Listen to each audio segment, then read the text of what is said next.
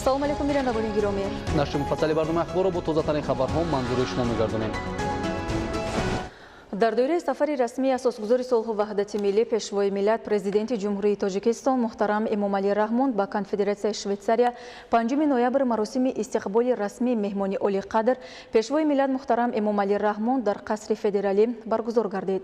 Вазъ ва дурнамои муносибатҳои байнидавлатӣ дар мулоқоту музокироти васеъ бо иштироки ҳайатҳои Тоҷикистону Швейтсария баррасӣ шуд.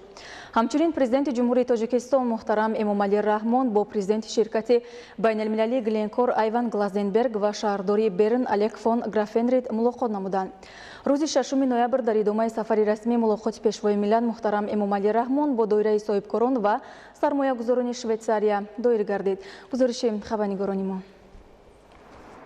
5 ноябри соли 2019 сафари расмии асосгузори сулҳу ваҳдати миллӣ пешвои миллат президенти ҷумҳурии Тоҷикистон муҳтарам Эмомалӣ Раҳмон дар Конфедератсияи Швейтсария оғоз гардид. маросими истиқболи расмӣ дар қасри федералӣ баргузор гардида парчамҳои давлатӣ афрохта шуд. меҳмони олиқадр президенти ҷумҳурии Тоҷикистон муҳтарам Эмомалӣ Раҳмонро президенти Конфедератсияи Швейтсария муҳтарам Ули Маурер гарму самимӣ истиқбол гирифтанд.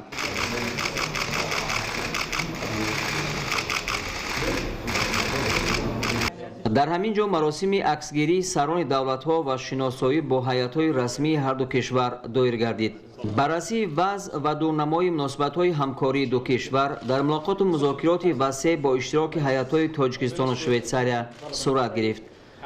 президенти Конфедератсияи Швейтсария муҳтарам Ули Маурер зимни мулоқот изҳор намуд ки мо бо Тоҷикистон пайвандӣ дорем, зеро мо кишварҳои кӯҳистонӣ ҳастем ва Швейтсарияву Тоҷикистон дар болооби дарёҳои фаромарзӣ воқеанд. омода ҳастем ки дар доираи ҳамкории дуҷониба ба манфиати мардумон лоиҳа ва ташаббусҳои дигарро низ бо шумо якҷоя анҷом диҳем.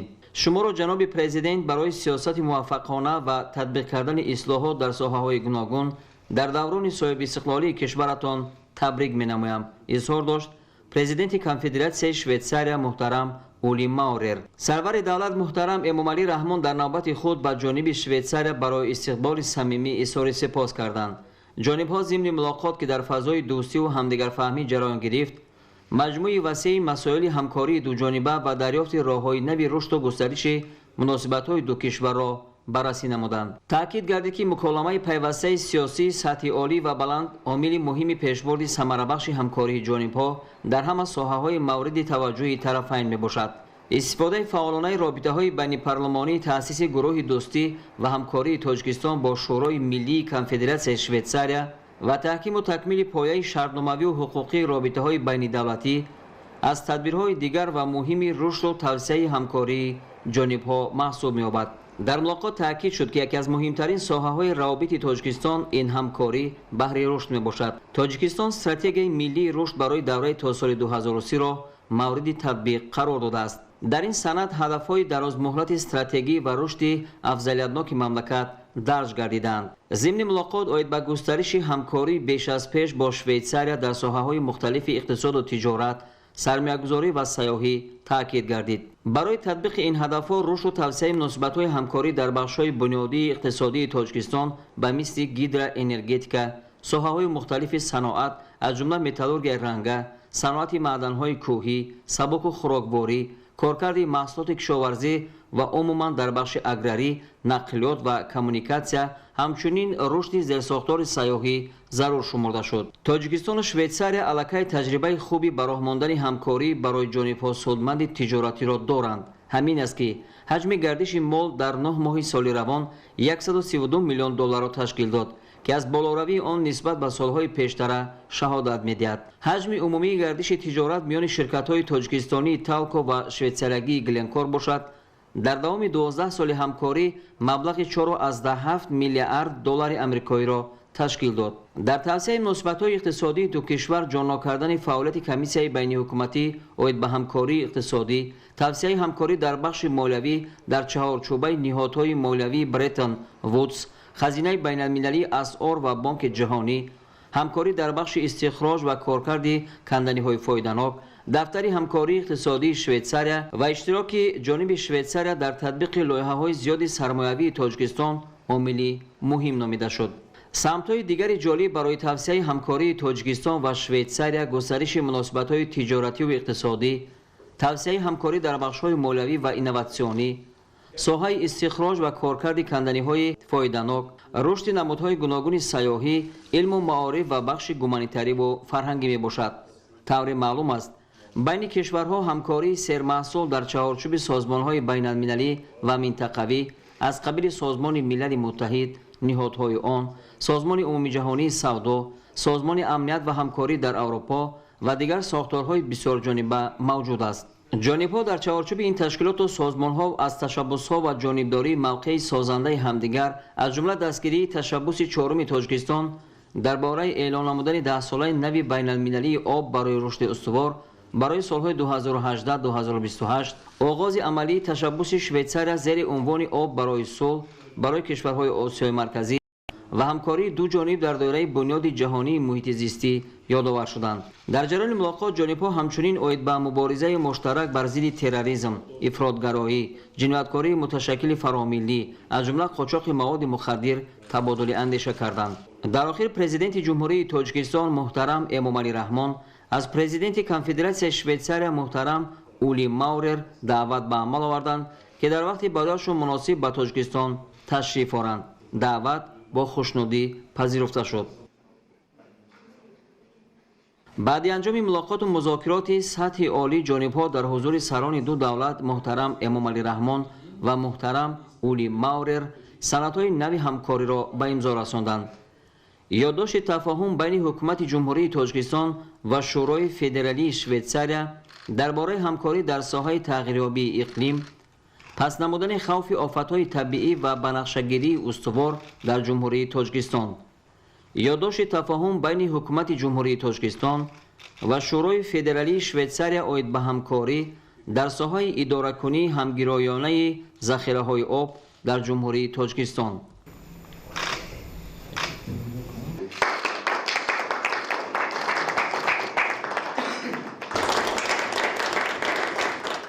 پنجم نوامبر سال 2019 در دایره سفر رسمی در شهر برن کنفدراسیای شویتساریا اساسگذار صلح و وحدت ملی پیشوای ملت پرزیدنت جمهوری تاجیکستان محترم امامعلی رحمان با پرزیدنت شرکت بین‌المللی گلنکور ایوان گلازنبرگ ملاقات کردند. در جریان ملاقات مسائل همکاری تاجیکستان با این شرکت و دیگر کارخانه‌های بانفوذ کنفدراسیای شویتساریا بررسی گردید. پرزیدنت جمهوری تاجیکستان محترم امامعلی رحمان از همکاری تجارتی و اقتصادی که از مهمترین ساحه‌های روابط دوجانبه به حساب می‌رود اظهار قناعتمندی کرده، شریکی ثمرناک شرکت گلنکور شویتساریا با تالکوی تاجیکستان را در ساحه استحصال آلومینی نمونه خوبی چنین همکاری نامیدند. مورد ذکر است که طی 12 سال آخر تالکو و گلنکور در مجموع به مبلغ 4.7 میلیارد دلار آمریکایی عملیات‌های تجارتی را به انجام رساندند. در نظر است که در دوام 5 سال آینده این دو شرکت طبق قراردادهای به امضا رسیده به مبلغ 1.5 میلیارد دلار آمریکایی دیگر همکاری تجارتی و مبلغ گذاری خواهند کرد. تأکید گردید که با در نظر داشت امکانات موجوده تاجیکستان و اقتدار گلنکور برای ماندن همکاری در دیگر ساحه‌های اقتصاد ملی برای هر دو جانب سودمند خواهد بود. جانب‌ها ضمن ملاقات اید به دریافت راه‌های نوی توسعه همکاری اقتصادی و تجارتی و سرمایه‌گذاری با جانب شویتساریا از جمله با شرکت گلنکور در ساحه‌های گوناگون پیش از همه در تطبیق لایحه‌های کارکرد تا حالت نهایی در کان‌های معدن طلا، نقره، سرمه و سینک تبادل اندیشه کردند.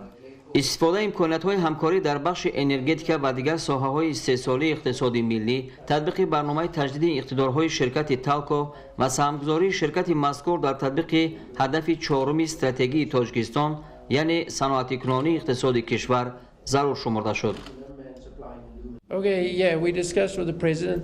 ما ضمن ملاقات با پرزیدنت جمهوری تاجیکستان موضوعهای در رابطه با امکانات شرکت گلنکور برای توسعه و گسترش همکاری ها را با جمهوری تاجیکستان مورد محاکمه قرار دادیم. شرکت ما گلنکور طول 20 سال اخیر تجربه خیلی غنی و همکاری‌های پرثمر و گسترده رابطه‌های تجارتی اقتصادی را با جمهوری تاجیکستان دارد که پیش از همه همکاری‌های ما ساحه استحصال و صادرات محصولات ارزی و آلومینی را در بر می‌گیرند. چنین همکاری با جمهوری تاجیکستان خیلی پرثمر و مفید بود.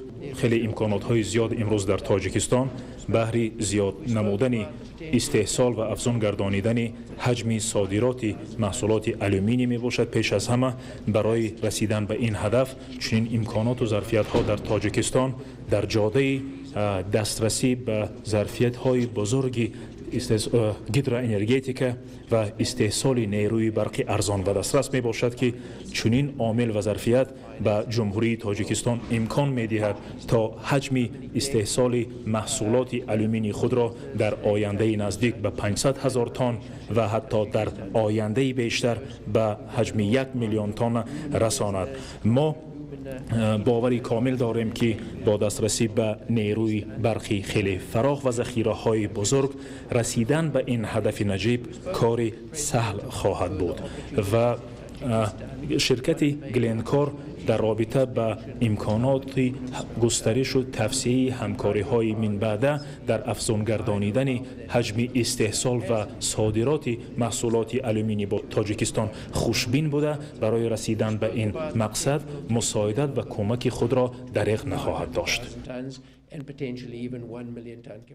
5 نوامبر در دوره سفر رسمی در کنفدراسیای شویتساریا اساسگذار صلح و وحدت ملی پیشوای ملت پرزیدنت جمهوری تاجیکستان محترم امامعلی رحمان با شهردار برن الک فون گرافنریت ملاقات کردند. در جریان ملاقات مسائل گسترش و برقرارسازی مناسبت‌های دوستی و همکاری با این شهر تاریخی کنفدراسیای شویتساریا بررسی گردید.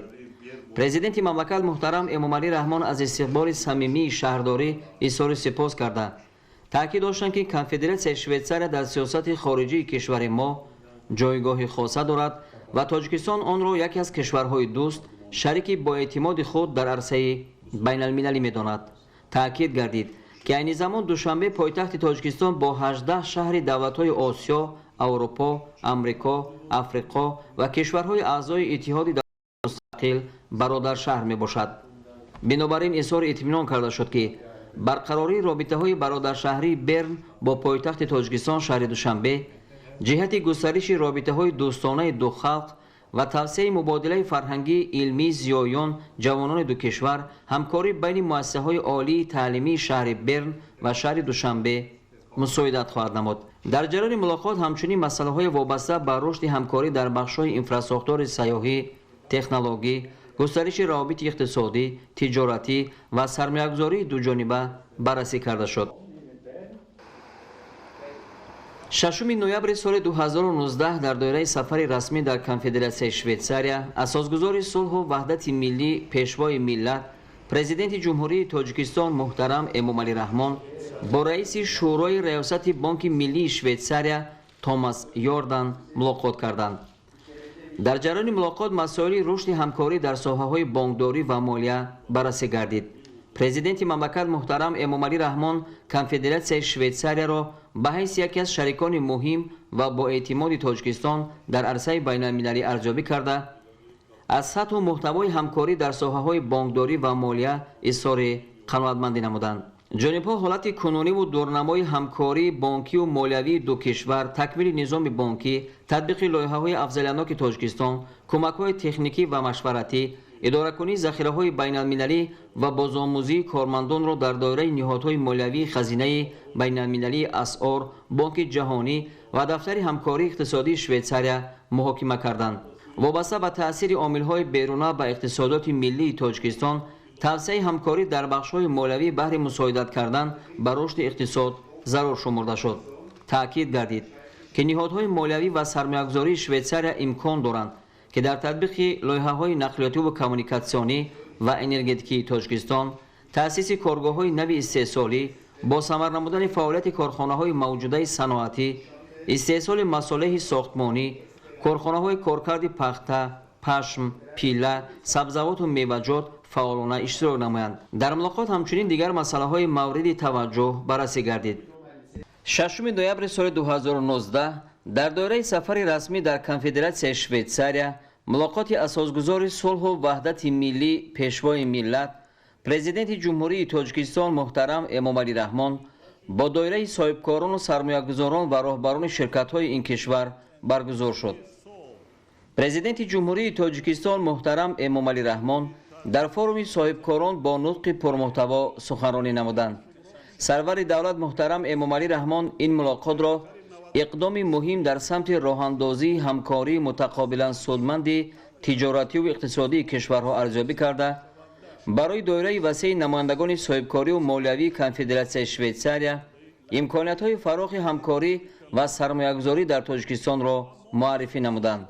تأکید کرده شد که تاجیکستان امروز در چارچوبه استراتژی درازمهلت رشد ملی خود برنامه‌های زیاد و سودآور اقتصادی را عملی می‌نماید که تطبیقشان جلب سرمایه بیشتر خارجی را تقاضا دارد. در این سمت لایحه‌های گوناگون در ساحه‌های تندرستی، اقتصاد، ذخیره‌های آب و انرژتیک همزمان در سمت رشد انستیتوت‌های جامعه شهروندی در تاجیکستان طریق نهادهای دخلدار کنفدراسیای شویتساریا مبلغ گذاری می شوند. لایحه‌ها در ساحه‌های گوناگون انرژتیک، انفراساختاری، بخش استحصالات صنعتی، صنعت کوهی، سبک و خوراکباری از جمله کارکرد محصولات کشاورزی از جهت اکولوژی تازه، متال‌ها و سنگ‌های قیمت‌بها، نخ پخته، پیله، استحصال محصولات نهایی از اشیاء خام، بخش‌های مالیه و بانکداری، سیاحی و داروسازی برای کشور ما از سمت‌های افزایش‌یابی همکاری با دایره صاحبکاران و سرمایه‌گذاران خارجی می‌باشد. در آخر پرزیدنت جمهوری تاجیکستان محترم امامعلی رحمان با اطمینان ابراز داشتند که رشد مناسبت‌های همکاری در بخش‌های گوناگون و استفاده امکان و ذخیره‌ها برای مردمان هر دو کشور سودآور خواهد بود. از دایره صاحبکاران و سرمایه‌گذاران کنفدراسیای شویتساریا دعوت به عمل آورده شد که جهت شناسایی نزدیک و به راه ماندن همکاری زیچ و متقابلا سودمند به تاجیکستان تشریف آورده در تطبیق لایحه‌هایی که از لحاظ اقتصادی فایده زیاد می‌آورند اشتراک نمایند. پرزیدنت جمهوری تاجیکستان محترم امامعلی رحمان پیشنهاد نمودند که شورای صاحبکاران تاجیکستان و شویتساریا تأسیس داده شود و سال آینده جلسه نخستین آن در شهر دوشنبه برگزار گردد. محترم صاحبکاران و سرمایه‌گذاران، خانم‌ها و جنابان، با کمال احترام هر یک شما را خیر مقدم گفته برای اشتراکتان در چهاربینی امروزه اظهار سپاس می‌نمایم. همزمان سپاس این جانب را به سازماندهندگان نشست امروزه برای فراهم آوردن شرایط مناسب کاری ابراز می‌دارم. این همایش را ما باز یک فرصتی مناسب برای معرفی بیشتر و خوبتر امکانیت‌های واقعی همکاری‌های میانبرده تجارتی و اقتصادی و سرمایه‌گذاری دو کشور بدانیم. چندی قبل و آخری ما با پرزیدنت کنفدراسیای شویتساریا جناب اولی ماورر انجام یافت. من در حضور جناب عالی اظهار نمودم و بار دیگر تاکید می‌نمایم که گسترش روابط همه‌جانبه با کنفدراسیای شویتساریا در سیاست خارجی ما جایگاه خاصه دارد و تاجیکستان را یک از کشورهای دوست، شریک مهم و با اعتماد خود در عرصه بین المللی می‌داند. از زمان برقرار گردیدن مناسبت‌های دیپلماتی میان دو کشور رابطه‌های گوناگون جنبه جانب‌ها گسترش یافته، مضمون و مندرجه نو را کسب کرده ایستاده‌اند.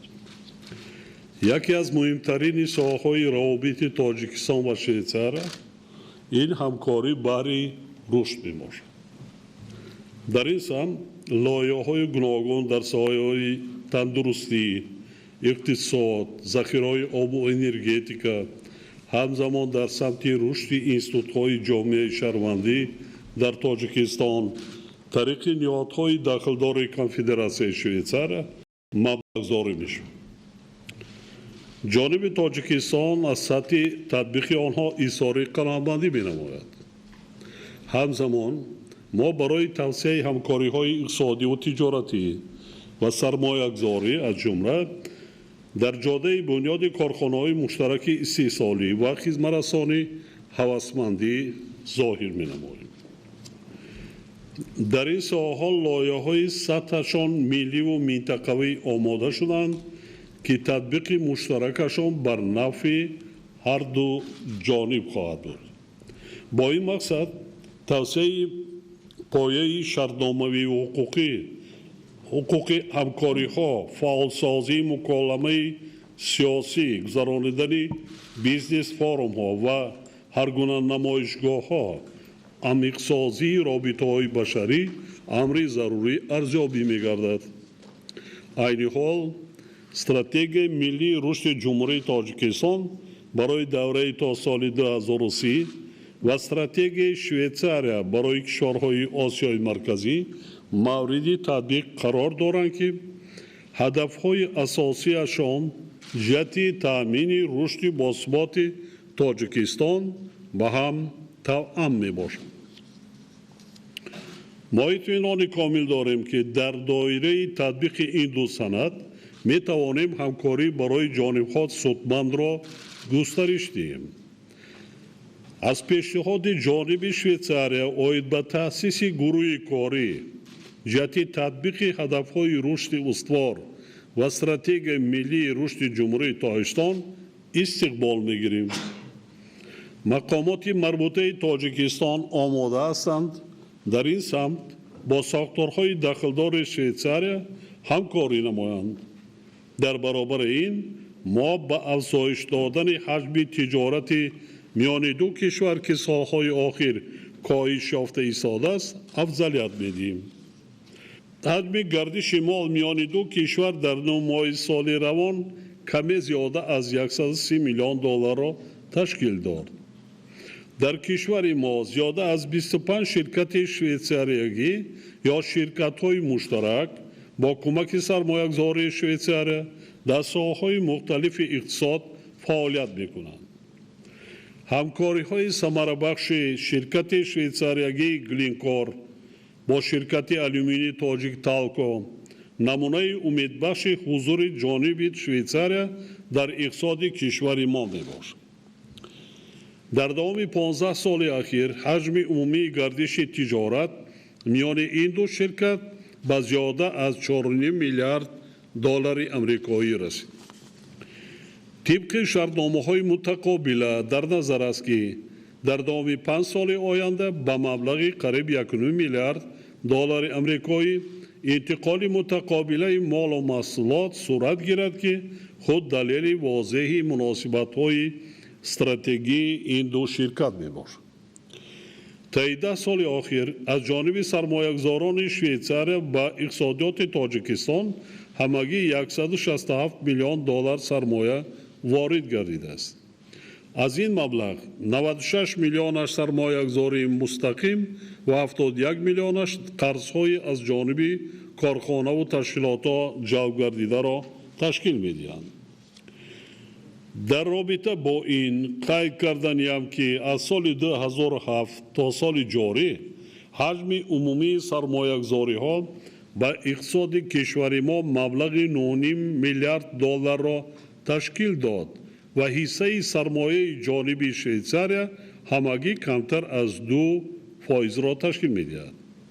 البته این نشان دهنده ها با در نظر داشت تمامی امکان و ذخیره های موجوده کشورهایمان ما را قانع کرده نمیتواند. اطمینان دارم که با استفاده از ظرفیت های فراخی در این جاده موجوده فعالیت سرمایه‌گذاری و تجارتی صاحبکاران شویتساریا در تاجیکستان به طور نظررس گسترش خواهد یافت. حکومت تاجیکستان جهت باز هم بهتر گردانیدن فضای سرمایه‌گذاری و صاحبکاری پیوسته چاره‌های ضروری می‌اندیشد. در این زمینه قانونگذاری مملکت در ساحه تجارت و اقتصاد با معیارهای بین‌المللی سازگار گردانیده شده در آن کفالت‌های حقوقی حمایه سرمایه‌گذاران تأمین گردیدند. تنها در 3 سال آخر با مقصد مطابق گردانیدن اقتصاد کشور به طلبات سازمان عمومی جهانی سودا زیاده از 100 سند معیاری حقوقی از جمله زیاده از 40 قانون‌های نو قبول گردیده با سندهای معیاری جاری تغییر و علاوه‌های داخلدار وارد کرده شدند. در مجموع برای صاحبکاران بیش از 100 و برای استحصال کنندگان مال 50 سبوکی ها و امتیازها پیش بینی کرده شده است. جانب تاجیکستان کنونسیای سازمان ملل متحد را درباره اعتراف و اجرای قرارهای آربیتراژی خارجی، اینچنین کنونسیای گاگا را درباره اپوستل به تصویب رسانید.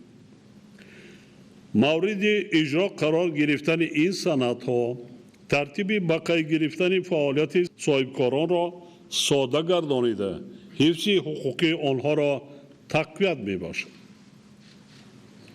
جاری نمودن نظام روزانه یگانه با رسمیت دراری عملیات صادراتی و وارداتی و ترانزیتی باشد مهلت گذراندن چنین عملیات را خیلی کم کرد.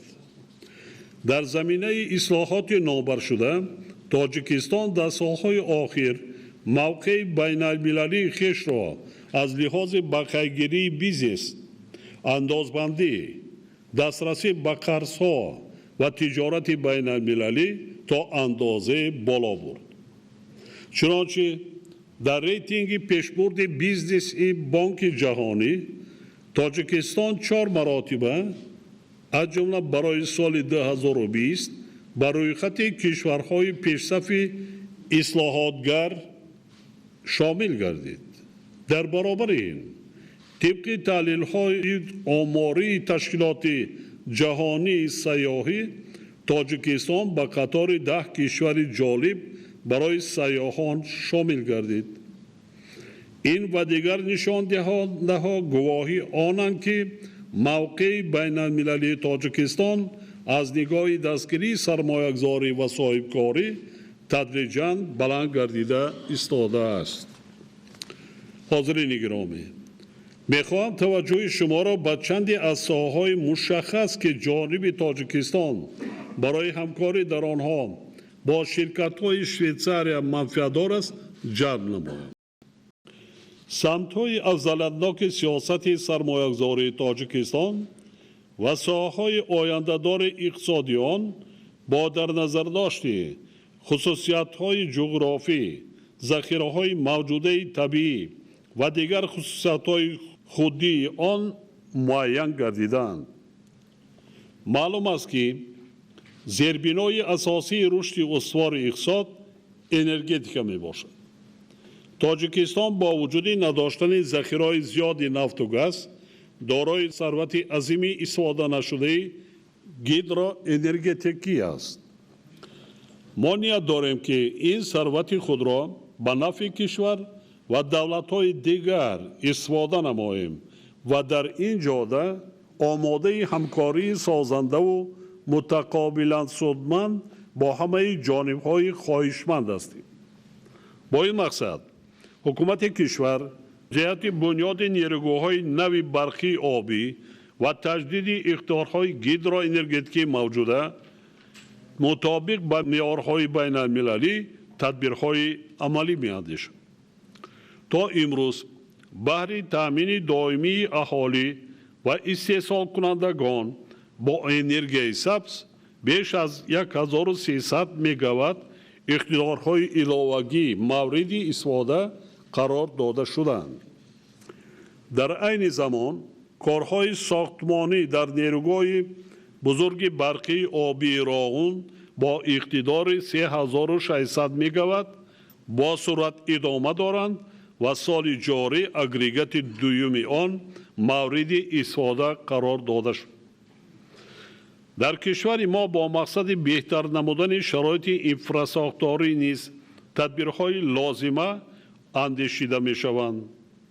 تا امروز در تاجیکستان بیش از 2000 کیلومتر راههای ماشینگرد، 190 کیلومتر راه آهن و زیاده از 30 کیلومتر نقل‌های ماشینگذار مورد استفاده قرار داده شدند. هدف از تطبیق این لایحه‌ها توسعه امکانات ترانزیتی منطقه از جمله توسط قلمرو افغانستان در سمت بندرهای آسیای ҷанубӣ мебошад. иштироки ҷониби швейтсария дар амалӣ гардонидани лоиҳаҳои инфрасохтории Тоҷикистон аз нигоҳи ба сатҳи сифатан нав баровардани ҳамкориҳои иқтисодӣ дар минтақа мусоидати фаъол хоҳад кард ва мо умед дорем ки шумо ҳозирини муҳтарам онҳоро дар мадди назар хоҳед дошт. бахши истеҳсолоти саноатӣ метавонад самти дигари ояндадори ҳамкориҳои мо бошад. саноатукунонӣ босурат яке аз ҳадафҳои муҳими ҳукумати Тоҷикистон қабул гардид ва барои татбиқи он фазои муфид фароҳам оварда шуда истодааст. самтҳои афзаланоки рушди саноати Тоҷикистон пеш аз ҳама саноати кӯҳӣ, саноати сабук ва хӯрокворӣ, аз ҷумла коркарди маҳсулоти кишоварзӣ аз ҷиҳати экологӣ тоза, металлҳо ва сангҳои қиматбаҳо, металлҳои ранга, нахи пахта, пилла ва умуман истеҳсоли маҳсулоти ниҳоӣ аз ашёи хом ба ҳисоб мераванд.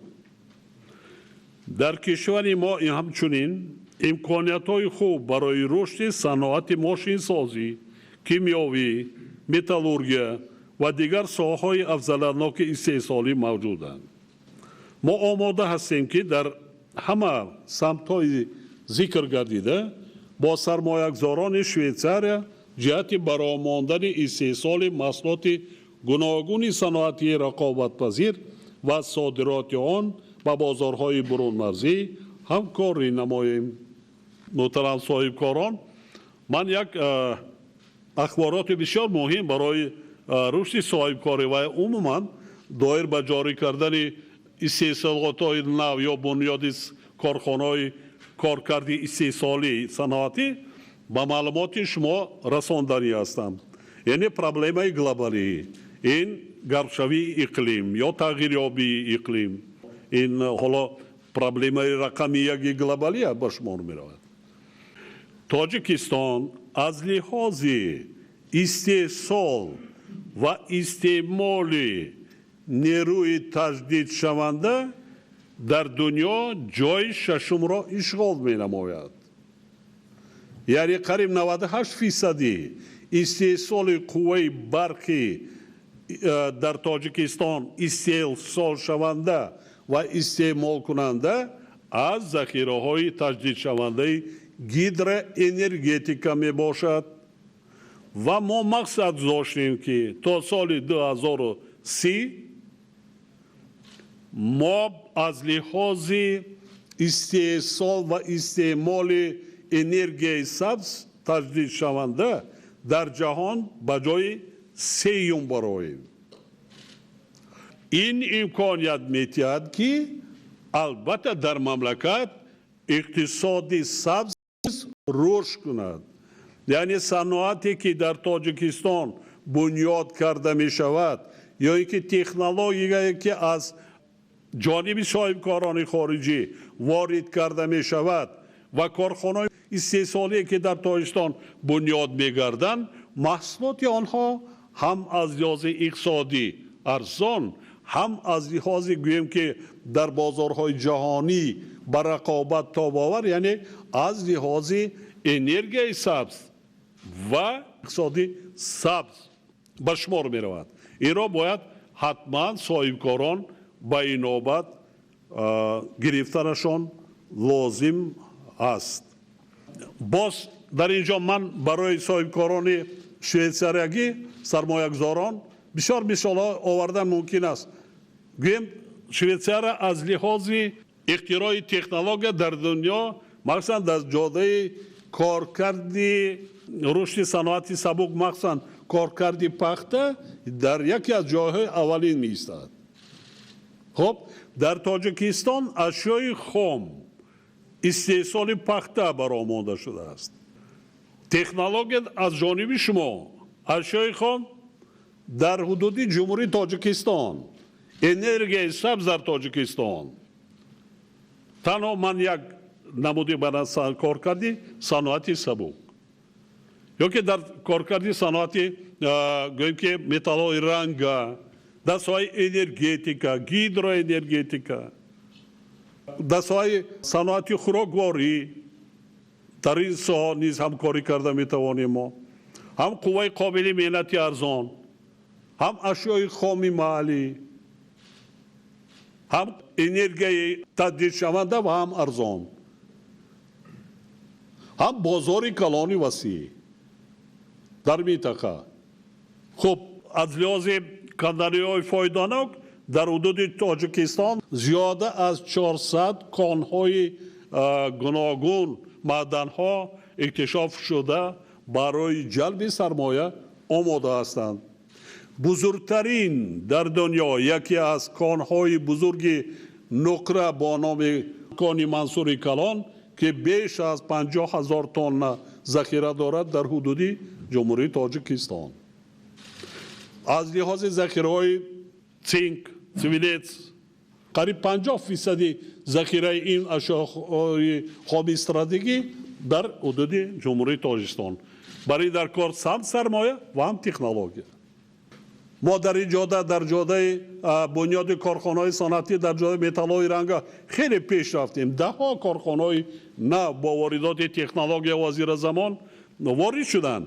تمام امتیازها ما اینجا در نامبر کردم مهیا کرده شده است. یعنی شرکت هایی که صرف نظر از کجا چی است استحصالات وارد میکنند تشکیل میکنند، تمام تکنولوژی از تمام نمود اندازه‌های گمرک باج‌های گمرک آزاد است و مهلت 5 سال از سپاریدن اندازها از درآمد صاف آزاد هستند. یگان مانعی نیست، فقط کار کردن لازم است. در حدود کشور ما 5 منطقه آزاد اقتصادی تأسیس داده شده، اینفراستراکچور ضروری آنها بنیاد گردیده ایستاده است و ما از حضور صاحبکاران و سرمایه‌گذاران کشور شما در آنها استقبال می‌نماییم. تاجیکستان ثروت‌های غنی طبیعی از جمله ذخیره‌های آب و معدن‌های مینرالی و غیر مینرالی، اقلیم مساعد و قوه کاری کافی دارد. برای مورد استفاده قرار دادن این امکانیت‌ها سرمایه و تکنولوژی معاصر لازمند. برای کارکرد تنها یک میوه سبزیجاتی که در حدود تاجیکستان از لحاظ اکولوژی استحصال کرده می شود خیلی امکانیت‌ها فراوان است. فقط تکنولوژی در کار سرمایه، کارکرد و صادرات علاقه شده ایستادند، لیکن کم. حالا ما صادرات میوه خوش را علاقه از تاجیکستان به اروپا کم و بیش شروع گردید. عسل کوهی از لحاظ اکولوژی تازه با چین، ژاپن شروع شده گردیده ایستاده است، لیکن این بنیاد حجما حالا کم است. تاجیکستان برای رشد ساحه‌های مالیه و بانکداری هوسمند است و صاحبکاران و سرمایه‌گذاران شویتزر می توانند فعالیت خود را در این عرصه‌ها نیز برآورند. یکی از ساحه‌های عضلات‌ناک کشور که برای رشد آن سال‌های اخیر یک قطار امتیازات جاری گردیدند، این ساحه سیاحی میباشد. تاجیکستان که 93% حدود آن کوهسار است و طبیعت ناتکرار دارد، برای تشکل این نمودهای گوناگون سیاحی بخصوص کوهنوردی و اکولوژی امکانیت‌های زیاد دارند. حتی اکولوژی و طبابتی کوهنوردی در حدود تاجیکستان 13,000 پیریخ است. 60% بیشتر آب در آسیای مرکزی در حدود جمهوری تاجیکستان تشکل می‌یابد. پیریخ بزرگترین دنیا در تاجیکستان است با نام فچنکو. درازیش 76 کیلومتر را تشکیل می‌کند. در برابر این موجودیت نمودهای گوناگون گیاه‌های شفابخش در کوههای تاجیکستان برای رشد ساحه داروسازی از اهمیت خالی نیست. تاجیکستان چگونه وطن گیاه‌های شفابخش است. آن چیزی که عالمان امروز از آن گیاه‌ها معین کردن و برای کارکرد استفاده بری بیش از 5,000 نمودهای گیاه‌های شفابخش تاجیکستان را پیشکش صاحبکاران گردانیدند.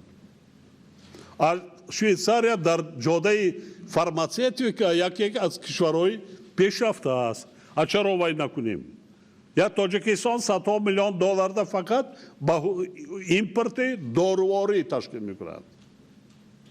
тавсеяи чорчӯбаи ҳамкориҳо дар ин соҳа бешубҳа боз як омили муассири рушди самарабахши робитаҳои гуногунҷанбаи кишварҳоямон хоҳад гашт.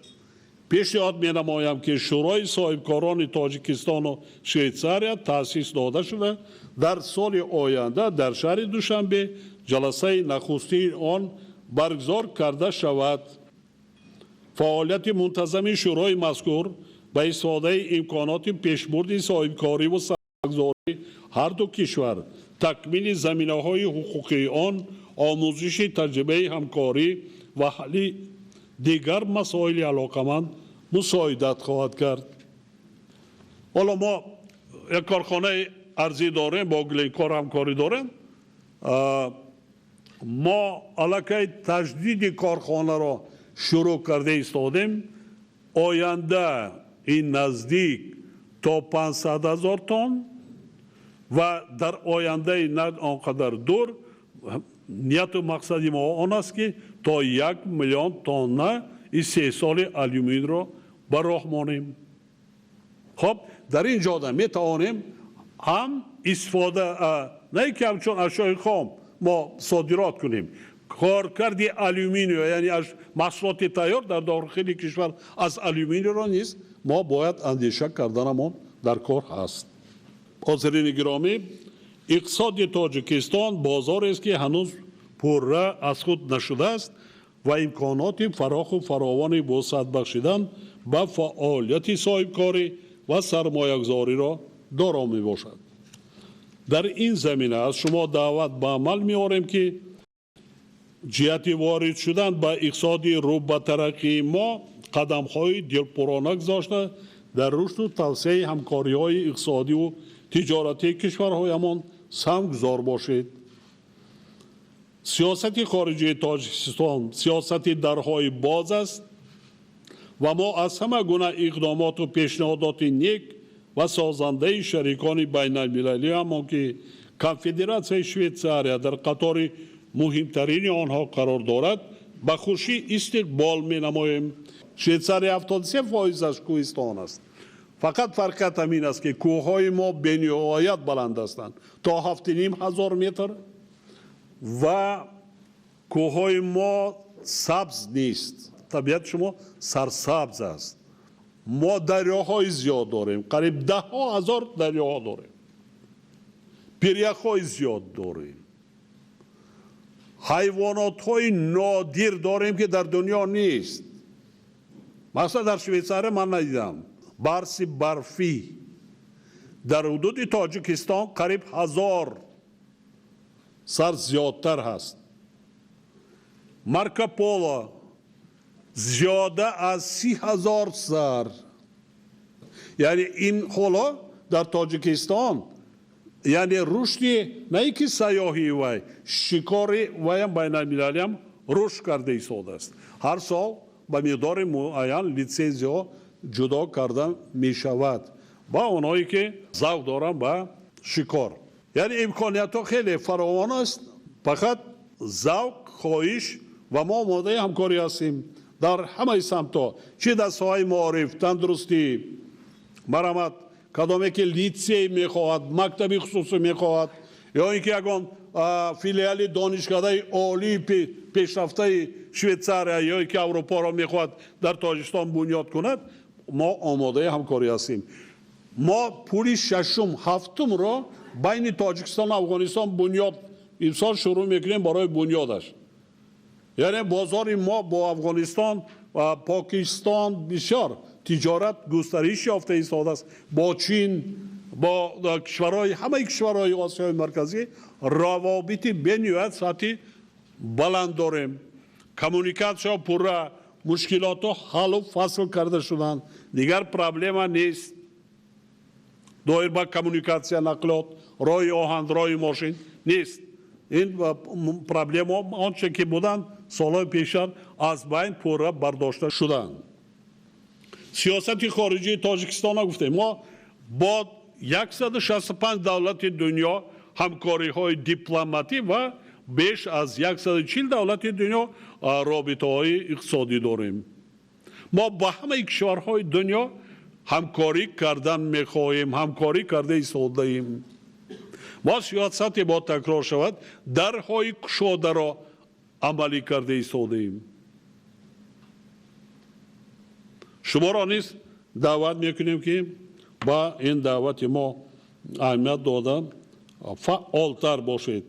با همه شما سلامتی، سعادت زندگی در فعالیت پرمسئول کاریتان کامیابی ها و دستاوردهای نوین آرزو می نمایم. سلامت باشیدتان.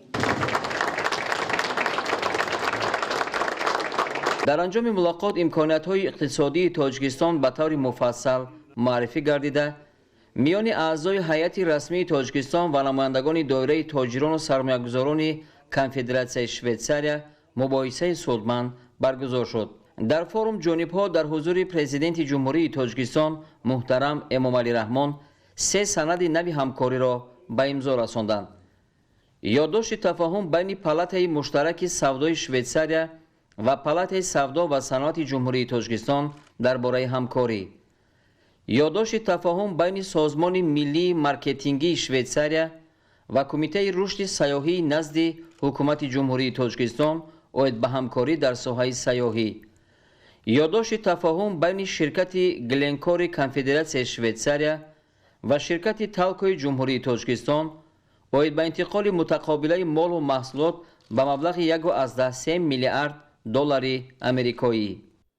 جمعه خونزاده جمشید هدف از برگزاری فورم تاجیکستان شویتساریا این البته رشد همکاری‌های هر دو کشور می باشد. ما گفتم می توانیم که شویتساریا این یکی از کشورهای پیشرفته هم از جهت تکنولوژی معاصر و هم از جهت صنعتی می باشد و تشکیل این بیزنس فورم البته روانه شده است با آنکه ما بیشتر سرمایه خارجی یعنی سرمایه خود شویتساریا را با اقتصادیات تاجیکستان جلب نماییم، همچنین و امکانیت‌های سرمایه‌گذاری و اون امکانیت‌های شرایطی که امروز حکومت جمهوری تاجیکستان برای هم صاحبکاران ملی و هم صاحبکاران خارجی یعنی سرمایه‌گذاران فراهم آورده است، معرفی این امکانیت‌ها میباشد. در بیزنس فورم امروزینه یک قطار صاحبکاران جمهوری تاجیکستان و همچنین ساختارهای مختلف دولتی اشتراک نموده ایستادند و باور دارم که در دایره این بیزنس فورم البته صاحبکاران ما نیز گفت و شنودهای خود را به انجام رسانیده با همتاهای خود البته برای رشد همکاری می‌برده همکاری می‌نمایند. باید قید نمود که در نتیجه این بیزنس فورم یک قطار سندها به امضا رسید، از جمله یادداشت تفاهم بین پالاتای سودا و صنعت جمهوری تاجیکستان و پالاتای متحده کنفدراسیای شویتساریا. باور دارم که این سند یک زمینه خوبی برای همکاری‌های دو جانبه برای رشد همکاری‌ها خواهد شد و ما نیز نیت داریم که در سال آینده یک بیزنس فورم در خود جمهوری تاجیکستان با اشتراک صاحبکاران و سرمایه‌گذاران کنفدراسیای شویتساریا نیز تشکیل می‌دهیم. سلام عرض میکنم. من ایرج شیروانی هستم، برای کریدیت سوئیس کار میکنم. خیلی خوشبخت شدم که شما ملاقات کردم و میخواستم براتون بگم که ما واقعا خیلی با شما، با کشور شما، با مردم شما همکاری عمیقی میکنیم. میدونین میخوام سرمایه گذاری بکنیم تو کشور شما، چون که واقعا هر چی که میبینیم راجع به تاجیکستان خیلی برای کمپانی من مهمه که با تو میتونیم کار کنیم و برای سرمایه گذاری بکنیم تو کشور شما. ببینید نخست وزیر شما واقعا مرد خیلی روشن فکره و یک کسیه که ما هممون واقعا نگاه میکنیم و ازش میخوایم یاد بگیریم و باش کار کنیم و واقعا این برای ما مورد افتخاره که بتونیم برای کشور شما کمک کنیم و همکاری بکنیم. ببینیم ما هم با روگون و صد روگون و تالکو اون دوتا بعد بانک مرکزی تاجیکستان هم خیلی باشون داریم کار میکنیم و همکاری میکنیم. خیلی ممنون. من اکرام تویچی روبای شرکت سیاحی مرخور این روز ما در فرمی صاحبکاری در شهر سوریخ شویتساریا اشتراک داریم. چون این فروم صاحبکاری برای ما شرکت سیاحی امکانیت میدهد که با همتایان خود بخوری نمودیم و برای باز هم بیشتر نمودن سیاحان وارد نمودن سیاحان با کشورمون کوشش کرده استیم و نگفتن نموند که شویتساریا طبیعت شویتساریا با طبیعت ما بسیار مانند است و از این امکانیت ها ما استفاده میبریم. امروز ما با یک چند شرکت سیاحی گفتگو کردیم و امیدواریم که در آینده همکاری میکنیم. من سعید محسنی هستم از شرکت اینتگرال پترولیوم در ژنو. شرکت ما در زمینه صادرات و واردات فرآورده‌های نفتی و نفت خام در آسیای میانه فعال هست. در واقع تاجیکستان یکی از بازارهای هدف ما هست و ما خیلی علاقمند هستیم که تجارت فرآورده‌های نفتی رو در زمینه دیزل یا سوخت هواپیما با کشور تاجیکستان توسعه بدیم و روابطمون رو که از قبل بوده بیشتر گسترش بدیم. در زمینه توسعه تجارت فرآورده‌های نفتی من همین الان با دیرکتور فرودگاه بین‌المللی دوشنبه صحبت کردم و باشون گفتم که امکان صادرات سوخت هواپیما رو ما داریم که ایشون هم استقبال کردند و ما مذاکراتمون رو ادامه میدیم. به علاوه شرکت ما عهدهدار یک در واقع ایونت هست در داووس سوئیس که ما هر ساله در ماه ژانویه اون رو تحت عنوان کسپین ویک برگزار میکنیم و این یک در واقع ایونت کاملا غیر انتفاعی هست و ما هدفمون از برگزاری این ایونت این است که کشورهای آسیای میانه و منطقه خزر رو دور هم جمع بکنیم و منافع مشترکشون رو به هم ارتباط بدیم. زمینه‌های مختلف همکاری وجود داره در بخش سرمایه‌گذاری، در بخش تجارت فرآورده‌های نفتی که عرض کردم، در بخش انرژی، در زمینه سوخت‌های پاک مثل تولید الکتریسیته از برق آبی که تاجیکستان همونطور که من اطلاع پیدا کردم خیلی تو این زمینه فعال هست و همچنین با دیرکتورهای بخش جلب سرمایه‌گذاری خارجی صحبت کردم که سیاست‌های خیلی خوبی در زمینه جلب سرمایه‌گذاری خارجی تصویب شده و در دست اجراست. معاون دیرکتور گنرالی کارخانه واحد دولتی تاجیکستان در نزد کمیته سرمایه‌گذاری و اداره اموال دولتی جمهوری تاجیکستان مظفری جواهرلال سنه 6 نوامبر سال 2019 در دایره سفری رسمی اساسگذار صلح و وحدت ملی پیشوای ملت پرزیدنت جمهوری تاجیکستان محترم امامعلی رحمان در کنفدراسیای شویتساریا فروم صاحبکاری بین سرمایه‌گذاران و صاحبکاران جمهوری تاجیکستان و کنفدراسیای شویتساریا برگزار گردید. سمت‌های مهمی برای توسعه همکاری‌های متقابلا سودمند با کنفدراسیای شویتساریا این ساحه‌های استخراج کندنی‌های فایده‌ناک و ساحه انرژتیک، سیاحی و سودا به شمار می‌روند. صنعتی کنونی با سرعت کشور و با این را از کشور اگراری به اندستریالی اگراری تبدیل دادن تاجیکستان یکی از هدف‌های استراتژی و آینده‌دار حکومت مملکت به شمار می‌رود و برای تطبیق آن فضای مفید فراهم آورده می‌شود. با در نظر داشت مهمیت این مسئله در دایره سفر رسمی اساسگذار صلح و وحدت ملی پیشوای ملت پرزیدنت جمهوری تاجیکستان محترم امامعلی رحمان در کنفدراسیای شویتساریا ضمن ملاقات با رهبریت عالی و نمایندگان دایره‌های سرمایه‌گذاری و صاحبکاری به مسئله گسترش همکاری در ساحه صنعت و تأمین رشد این بخش اساسی اقتصاد ملی توجه ظاهر گردید. پرزیدنت مملکت محترم امامعلی رحمان ضمن واخوری با پرزیدنت شرکت شویتساریایی گلنکور جناب ایوان گلازنبرگ مسئله جلب سرمایه شویتساریا تحکیم و گسترش مناسبت‌های تجارتی با شرکت تالکوی تاجیکستان را مورد بررسی قرار دادند. مورد ذکر است که با در نظر داشت امکانات موجوده تاجیکستان و اقتدار گلنکور برای ماندن همکاری در دیگر ساحه‌های اقتصاد ملی برای هر دو جانب سودمند خواهد بود. شریکی ثمراناک شرکت گلنکور با تالکو در ساحه استحصال آلومینی نمونه خوبی چنین همکاری ها می باشد. حجم عمومی گردش تجارت میان دو شرکت چرا از 7 میلیارد دلار آمریکایی در دوام 12 سال همکاری نشان می‌دهد که تاجیکستان و شویتساریا علاقه تجربه کافی برای ماندن همکاری‌های متقابلا سودمند تجارتی را دارند. سرمایه‌گذاری شرکت شویتساریایی در تطبیق برنامه تجدید اقتدارهای شرکت تالکو نیز می‌تواند نظررس باشد. و برای بالا برداشتن اقتدار استحصالی کارخانه در حجم تا 1 میلیون تن زمینه مساعد فراهم می‌آورد. در فروم تجارتی و سرمایه‌گذاری تاجیکستان و کنفدراسیون شویتساریا که 6 نوامبر با اشتراک سرور دولت محترم امامعلی رحمان صورت گرفت، در برابر معرفی دیگر امکانات‌های سرمایه‌گذاری، تحکیم همکاری شرکت گلنکور با شرکت تالکو مخصوص تاکید گردید. پرزیدنت مملکت ضمن ملاقات با دایره صاحبکاران اومید به دریافت راه‌های نوی توسعه همکاری اقتصادی و تجارتی و سرمایه‌گذاری با جانب شویتساریا از جمله با شرکت گلنکور در ساحه‌های گوناگون، پیش از همه در تطبیق لایحه‌های کارکرد تا حالت نهایی در کان‌های معدن طلا، نقره، سرمه و سینک اندیشه‌رانی کردند.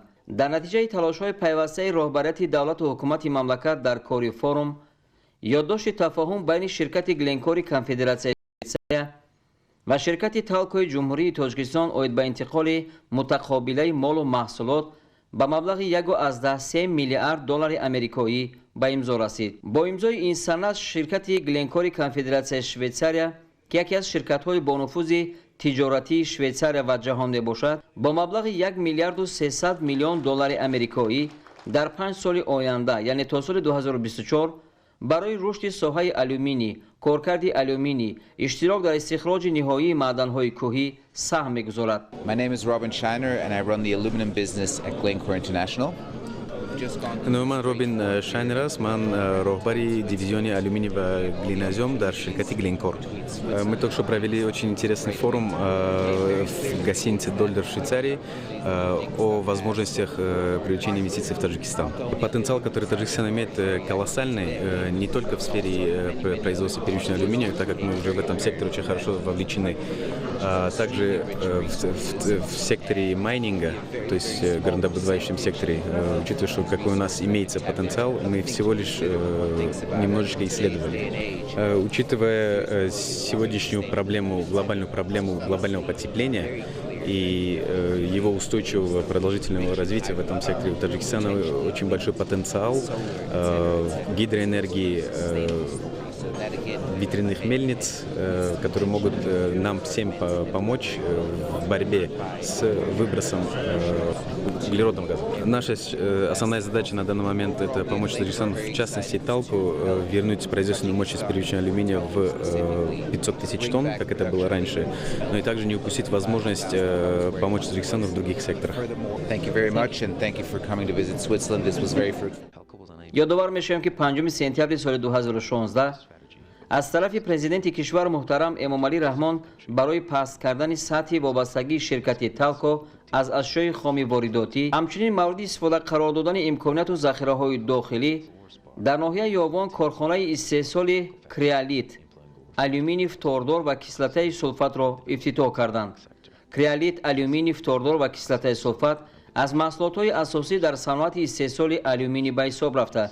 تا امروز این نامگوی محصولات اساساً از کشورهای نزد بالتیکا، بلاروسیا، فدراسیون روسیه و جمهوری مردمی چین برای احتیاجات شرکت آلومینی تاجیک وارد کرده میشد. در مجموع تطبیق لایحه بنیاد کارخانه عظیم استحصال کریالیت، آلومینی فطوردار و کسلت سولفات در آینده رشد استحصال آلومینی را در تاجیکستان همچون محصولات افضلیتناک صادراتی تامین نموده به نتیجه های نظارت تجارتی و اقتصادی شرایط و امکانات موافق فراهم می‌آورد.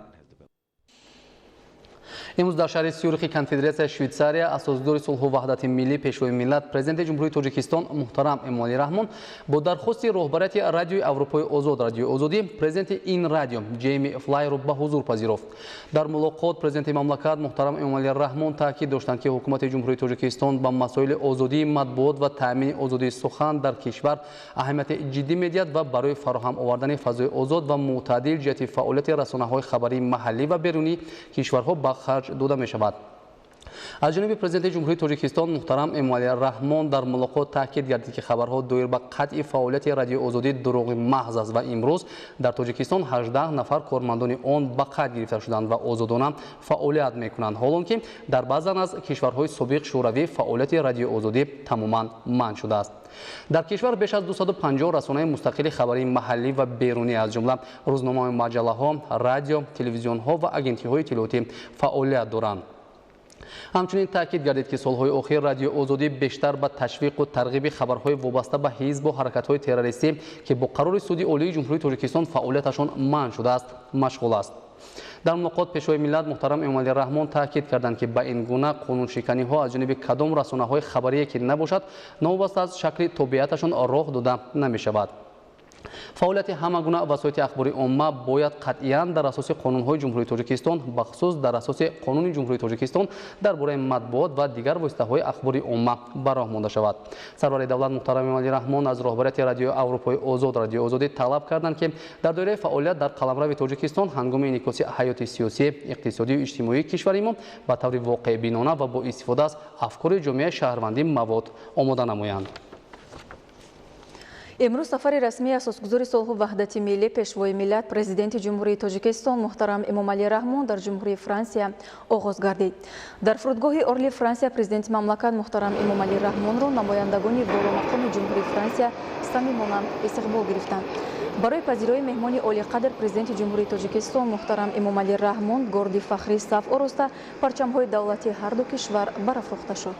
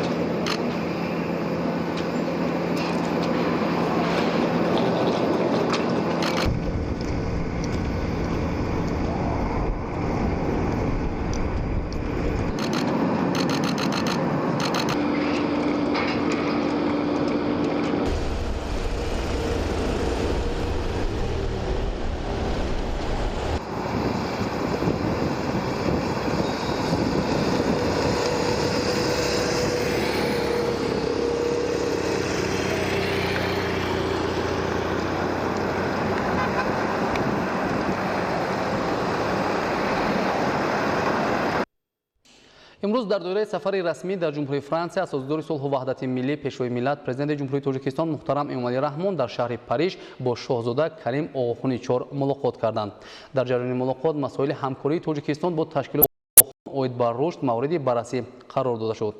پرزیدنت مملکت محترم امامعلی رحمان از سطح محتوای همکاری واقعی میان جمهوری تاجیکستان و تشکیلات‌های شبکه‌ای خزینه آقاخان اوید بر رشد اظهار قناعتمندی کردند.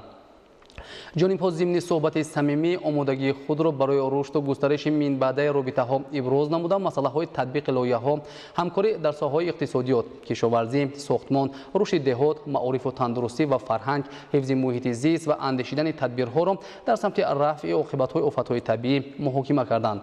در سمت رشد اقتصادی همکاری سودمند بین جمهوری تاجیکستان و تشکیلات آقاخان اوید بر رشد علاوه توسط خزینه آقاخان اوید بر رشد اقتصادی و شرکت‌های جمعیتی و خصوصی آن در تاجیکستان مخصوص تاکید گردید. در جریان ملاقات همچنین مسائل رابطه‌های دوجانبه در سمت تطبیق برنامه‌های دولتی و استراتژی، براه ماندن با استقلال کامل انرژتیکی، رهایی از بنبست کمونیکاسیونی، ساختمان پل‌ها و تأسیس بازارهای بین مرزی در مناطق نزدیک سرحدی تاجیکستان با افغانستان، سهم دانشگاه آسیای مرکزی در شهر خورو برای رشد ساحه معارف بررسی کرده شد. از 3 تا 6 نوامبر هیئت مجلس نمایندگان مجلس عالی جمهوری تاجیکستان با سفر رسمی در جمهوری ارمنستان قرار داشت. در دایره این سفر ملاقات و مذاکرات هیئت‌های پارلمانی تاجیکستان و ارمنستان دایر گردیده. همچنین هیئت پارلمانی در جلسه سیار نوبتی شورای اسامبله پارلمانی سازمان عهدنامه امنیت دست جمعی اشتراک نمودند. گزارش خبرنگاران ما. در دایره سفر رسمی به جمهوری ارمنستان، رئیس مجلس نمایندگان مجلس عالی جمهوری تاجیکستان شکرجان زهوروف با پرزیدنت جمهوری ارمنستان ارمین سرکسیان ملاقات نمود. شکرجان زهوروف از پذیرایی صمیمی پرزیدنت جمهوری ارمنستان و مردم دوست ارمن اظهار سپاس نموده سلام و تمنیات اساسگذار صلح و وحدت ملی پیشوای ملت پرزیدنت جمهوری تاجیکستان محترم امامعلی رحمان را رساند. ما اشتراک شرکت‌های ارمنی را در بخش تجارت، ساحه‌های انرژتیک، туризм, истихроҷи маъдан, саноати сабук, хӯрокворӣ, коркарди саноат, инфраструктураи нақлиёт, коммуникатсия ва тандурустӣ, истифодаи имкониятҳои сармоягузорӣ ва технологияҳои нав, лоиҳаҳои аз нуқтаи назари манфиатҳои иқтисодии ҷолибро дар Тоҷикистон истиқбол менамоем. Президенти ҷумҳурии Арманистон Армен Саркисян иброз намуд, ки ҷумҳурии Арманистон омода аст бо ҷумҳурии Тоҷикистон дар се самт, аз ҷумла кор бо технологияи нави муосир дар мавриди омода намудани барномаҳо, молия ва бонкдорӣ, дар самти таъсиси марказҳои бонкӣ ва саноати хӯроквории ҳамкории судмандро ба роҳ монад. Маҷмӯи васеи масоили ҳамкории Тоҷикистон Арманистон дар доираи муносибатҳои дуҷониба ва ҳам дар чаҳорчӯби созмонҳои байналмилалию минтақавӣ дар мулоқоти раиси маҷлиси намояндагони Маҷлиси Олии Ҷумҳурии Тоҷикистон Шукурҷон Зуҳуров бо раиси Маҷлиси Миллии Ҷумҳурии Арманистон Арарат Мирзоян дар Ереван баррасӣ гардид. Зикр шуд, ки омили муҳимтарини муносибатҳои дуҷонибаи парлумонӣ ташрифи ҳайатҳои он буда, минбаъд муносибатҳои байни парлумонии Тоҷикистону Арманистон ба сатҳи сифатан нав баромада, дар таҳкими ҷузъҳои иқтисодӣ, гуманитарӣ ва фарҳангии муносибатҳои мо нақши муҳим хоҳанд дошт. раиси маҷлиси миллии ҷумҳурии Арманистон Арарат Мирзоян иброз дошт, ки мардуми мо аз талошҳои асосгузори сулҳу ваҳдати миллӣ пешвои миллат президенти ҷумҳурии Тоҷикистон муҳтарам Эмомалӣ Раҳмон барои барқарории сулҳу суботи комил дар давлати худ иттилоъ доранд ва ин заҳмату корнамоиҳои миллати бароманди тоҷикро ҷиҳати ба даст овардани ваҳдат ва ҳамдигарфаҳмӣ қадр менамоянд. худи ҳамин рӯз сарони парлумонҳои ин созмони бонуфузро сарвазири ҷумҳурии Арманистон Никол Пашинян қабул намуд. Никол Пашинян сарони парлумонҳои аъзои созмони аҳдномаи амнияти дастаҷамъиро ба ҷумҳурии Арманистон пазируфта бо гузаронидани маъракаи муҳими сиёсию амниятии минтақа бахусус таъкид намуданд, ки дар ҷаҳони имрӯзаи муосир хатару таҳдидҳо ба амнияту суботи давлатҳо аз ҷумла дар минтақаи масъулияти созмони аҳдномаи амнияти дастаҷамъӣ афзун гардида, тақвияти бештари ҳамгироии давлатҳои аъзои созмонро дар мубориза ба ин зуҳуроти номатлуби аср дар ҳамбастагӣ тақозо намуд. раиси маҷлиси намояндагони Маҷлиси Олии Ҷумҳурии Тоҷикистон Шукурҷон Зуҳуров дар доираи сафари расмӣ ба ҷумҳурии Арманистон бо патриархи олӣ ва роҳбари олии рӯҳониёни арманҳои дунё Гарагени ду мулоқот намуд. раиси маҷлиси намояндагон иброз намуд, ки қадами муҳим дар роҳи рушд ва муколамаи тамаддунҳо ин ҷустуҷӯи нуқтаҳои оғози манфиатҳои муштарак ва арзишҳои умумии фарҳанг ва мазҳаб мебошад. Шукурҷон Зуҳуров ва ҳамроҳони ӯ ҳамчунин дар шаҳри Ереван дар кори ҷаласаи сайёри шӯрои ассамблеяи парламентии созмони аҳдномаи амнияти дастаҷамъӣ ва ҷаласаи 12-уми пленарии ассамблеяи байниполаментии созмони аҳдномаи амнияти дастаҷамъӣ иштирок намуданд. дар рафти ҷаласаи шӯро, ки таҳти раёсати раиси ассамблеяи парлумонҳои созмони аҳдномаи амнияти дастаҷамъӣ Вячеслав Володин баргузор гардид, раисони парлумонҳои кишварҳои узви ин созмон доираи масъалаҳои мубрами амнияти байналмилалӣ ва минтақавиро муҳокима карда ба масоили ҷорие, ки дар рӯзномаи созмон дар марҳилаи муосир матраъ гаштаанд, мубодилаи афкор намуданд. дар анҷом гузарондани ҷаласаи навбатии сайёри сарони парлумонҳои давлатҳои аъзои созмони аҳдномаи амнияти дастаҷамъӣ мавриди муҳокима қарор дода шуда, раиси маҷлиси намояндагони Маҷлиси Олии Ҷумҳурии Тоҷикистон иброз намуд, ки ҷумҳурии Тоҷикистон омода аст ҷаласаи навбатиро нимаи дуюми моҳи майи соли 2020 дар шаҳри Душанбе гузаронад ва ҳамаи иштирокчиёни имрӯза ва нафарони дигаре, ки хоҳиши иштирок доранд, даъват карда мешаванд. ин таклиф бо хушнудӣ пазируфта шуд. аз рӯи масъалаи мазкур қарори дахлдор қабул карда шуд. мавзӯи дигар дар ноҳияи Муъминобод бо дастгирии ҳукумати ҷумҳурии Тоҷикистон зеризгоҳи нави барқи 35 ба 10 киловолтаи Чашмасор мавриди истифода қарор дода шуд, ки аз ин зеризгоҳ аҳолии ду ҷамоати деҳоти ноҳия ва якчанд деҳаи ноҳияи Шамсиддин Шоҳин бо барқ таъмин карда мешавад. идомаи мавзӯъ дар гузориши Саидҷафари Маҳмадалӣ ва Хуршеди Нодирхон. با مقصد کم کردن سرباری پیشگیری تلفات و بهتر نمودن صفت تامینات نیروی برق بخشیده بر روز قبول کنستیتوسیای جمهوری تاجیکستان با دستگیری شرکت سهامی خالدینگی گشوده برق تاجیک و شبکه‌های برقی کولوب در ناحیه مؤمن‌آباد زیرسگاه برقی 35 به 10 کیلوولتای چشمسار زیر شدت قرار داده شد. زیرسگاه برقی 35 به 10 کیلوولتی چشمسار ناحیه مؤمن‌آباد با مبلغ زیاده از 3 میلیون سومانی با دستگیری به واسطه حکومت جمهوری تاجیکستان ساخته به استفاده داشته برای کم نمودن سرباری زیرسگاه برقی 35 به 10 کیلوولت ناساس مؤمن‌آباد و زیرسگاه برقی 35 به 10 کیلوولت خود مؤمن‌آباد خدمت می‌رساند و بعد ساخته به استفاده این زیرسگاه تلفات برق که از معیار نهایت پس بود تلفات برق هم به معیار معین درآورده شد. از این زیرسگاه برقی بلندشدت توسط 19 عدد ایستگاه برقی 10 به 04 کیلوولت اهالی دو جماعت دهات نوحه مومن‌آباد و دهه شهری بربر نوحه شمس‌دین شاهین با برق خوش‌صفت تامین کرده می شود که در مجموع قریب 11 دهه را در بر میگیرد. انشاءات مذکور با خرج زیاده 3 میلیون سومانی بنیاد گردیده در برابر ساختمان زیرسگاه 35 به 10 کیلوولت چشمسار همچنین در مسافت 3 کیلومتر خط برقی نو نیز کشیده شده است. طور مسئولین شبکه‌های برقی کولاب در افتتاح زیرسگاه مذکور ابراز داشتند از حساب ساختمان زیرسگاه 35 به 10 کیلوولت چشمسار مسافت خط برقی از زیرسگاه دهنه تا زیرسگاه 35 به 6 10 کیلوولت مومن‌آباد نساز که پیشتر زیاده از 20 کیلومتر را تشکیل میداد کم گردیده در برابر کاهش دادن سرباری در زیرسگاه مومن‌آباد برای پیشگیری تلفات نیز در این خط برقی مساعدت خواهد کرد. در ادامه چنین کارهای سازندگی امروز از جانب متخصصان جمعیت سهامی شده شبکه‌های برقی کولاب در نوحه بنیاد باز یک زیرسگاه برقی بلندشدت 35 به 10 کیلوولت جریان دارد که آن تا آخر سال مورد استفاده قرار داده می شود. در دهه زرکمر نوحه مومن‌آباد برای تامینات برقی جماعت‌های دهات نورعلی‌شاه نظر و جماعت دهات شلختران باز یک عدد زیرسگاه برقی 35 به 10 کیلوولت بنیاد گردیده است که روزهای نزدیک به استفاده داده می شود.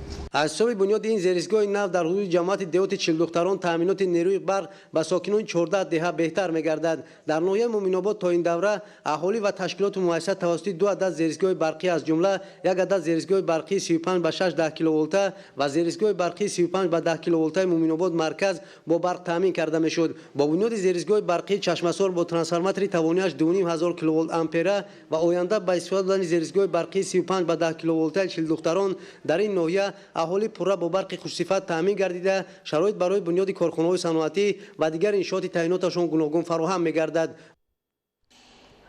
در دوره کارهای آبادانی و سازندگی با استقبال جشن 30 سالگرد استقلالیت دولتی جمهوری تاجیکستان با ابتکار جمعیت دارای مسئولیتش محدود خروستال بنیاد 3 کارخانه عظیم صنعتی کارکرد تخت‌سنگ‌های مرمرین، سفالک‌های آرایشی، ارمغان‌ها برای داخل بناهای کاری و کارکرد پرتاب‌های سنگ مرمر و آسایشگاه استراحتی و طبابتی در قسمت بالای ناحیه ونج به نقشه گرفته شده است. در موضع گرمچشمه با ابتکار رهبریت جمعیت دارای مسئولیتش محدود خروستال در میدان 1 هکتار زمین این دیار اولین آسایشگاه استراحتی و طبابتی را با استفاده از آب گرم این چشمه بنیاد می‌نماید. زیرا با گذراندن کارهای گیالوگی و جستجویی و پرمگری در مسافه 40 تا 50 متر از قرن زمین آب جوشان چشمه با گرمی 60 درجه امکان می‌دهد که ساکنان به طبابت استراحت در این آسایشگاه فرا گرفته شود. در زمینه آسایشگاه مذکور مهمانان و جهانگردانی که برای بازدید از این پیریخ‌های آوازدار حدود ناحیه ونج از جمله فیچینکو، کشالایق و خرسون که در قسمت بالایی ناحیه دامن گستردن می توانند صدها نفر سیاحان استراحت نموده سفر خود را ادامه بخشند.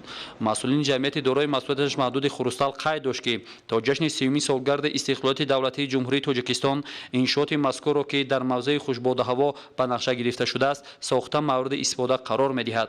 کارهای گیالوگی را از ماه ینور سال 2020 با جلب متخصصان شروع کرده در فرصت کوتاه‌ترین به کارهای ساختمانی آسایشگاه استراحتی و طبابتی در ناحیه ونج ولایت مختار کوهستان بادخشان ادامه می‌بخشد.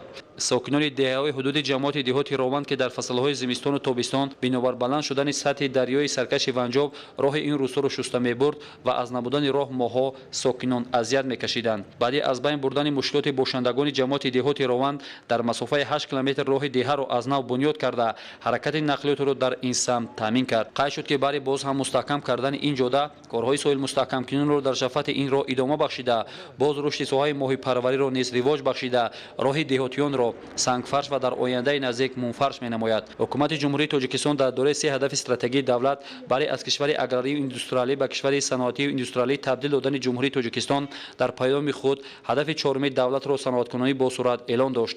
در دوره این هدف جمعیت دارای مسئولیتش محدود خروستال که در این موضع به استخراج تخت‌سنگ‌های مرمرین مشغول به کار است پیش خود مقصد گذاشت که تا جشن 30 سالگرد استقلالیت دولتی جمهوری تاجیکستان در پایدامان پیریخ‌های پایمزار ناحیه ونج بنیاد 3 کارخانه بزرگ صنعتی را با استفاده از اشیاء خام این کن به راه ماند. با قامت افروختن کارخانه‌های نامبرده از اشیاء خام محلی استحصال سفالک‌های مرمرین به اصطلاح کفل سووینیرهای مختلف برای آرایش داخل بنا و کارکرد خاکه پرتاب سنگ مرمر را واسه راه اندازی خواهد نمود. علاقه کارهای تخت و هموارکنی در میدان 4 هکتار زمین پر از سنگ و ناهموار برای ساختمان کارخانه‌های صنعتی давлатӣ бо истифода аз техникаи пури хидор идома дорад, зеро ҷамъияти мазкур дорои техника ва мошиналоти муосири сохтмонӣ буда барои амалӣ кардани ҳадафҳои худ устуворона ҳарф мезанад. Дар муҳлати 3 соли оянда корхонаҳои саноатиро бо хобгоҳ, ошхона ва дигар инфраструктури лозима бо маблағи беш аз 7 миллион сомонӣ бунёд карда, бо таҷҳизоти пешрафтатарини коркари санги мармар муҷаҳҳаз гардонида 100 нафар бошандагони деҳаҳои ҳудуди ҷамоати деҳоти рованди ноҳияи Ванҷи вилояти мухтори кӯҳистони Бадахшонро бо ҷойи кор ва маоши хуб таъмин менамояд. идомаи барномаи ахбор имрӯз дар шаҳри Душанбе иштирокчиёни даври ниҳоии озмуни ҷумҳуриявии Тоҷикистон ватани азизи ман аз рӯи номинатсияҳои оҳангсозӣ ва навозандагӣ ҳунари худро пешниҳоди ҳайати ҳакамон гардонданд. дар даври ниҳоии озмун аз рӯи номинатсияи оҳангсозӣ 7 нафар иштирок намуд. тафсилоти бештар дар гузориши зоишои тағвимрод. дар номинатсияи оҳангсозӣ ва навозандагӣ 12 нафар ки даври якум ва дуюми озмунро гузашта ба даври ниҳоиро хат гирифтан иштирок карданд. бахтиёр убайдзода сокини шаҳри Душанбе аз рӯи номинатсияи оҳангсозӣ иштирок менамояд ва қабл аз оғози расмии даври ниҳоӣ омодагии ҷиддӣ мебинад. аз сабаби он ки дар ин даври сеюм якум баромад аз они ман мебошад, ҳозир тамрин дорам. ҳаяҷони иҷроиш аст, ҳаяҷоне ки ғолиб биёям дигар нест. барои мо ки оркестр зинда иҷро мекунад. баромад намудан бори аввал нест. албатта мо баромад мекардем, не ки дар озмуне ки дар ҷумҳурии худамон мегузарад, ин бори аввал аст. иштирокчии дигари даври ниҳоии озмун Амина Баротова сокини шаҳри Норак аз рӯи номинатсияи навозандагӣ дар жанри академӣ ҳунари худро ба аъзои ҳакамон нишон медиҳад. ба андешаи Амина барои ӯ муҳим ғолибият нест, муҳим он аст ки дар доираи баргузории ин чорабинӣ ҳунару маҳорати худро боз ҳам сайқал медиҳад. ман хеле тайёрии ҷиддӣ дидам. миннатдории худро ба муҳтарам ҷаноби олӣ пешвои миллат Эмомалии Раҳмон мерасонам, чунки ба мо ҷавонон бисёр озмунҳо пешниҳод менамояд, то ки мо ҷавонон дар ин озмунҳо иштирок намуда донишу маҳорати худро сайқал диҳем.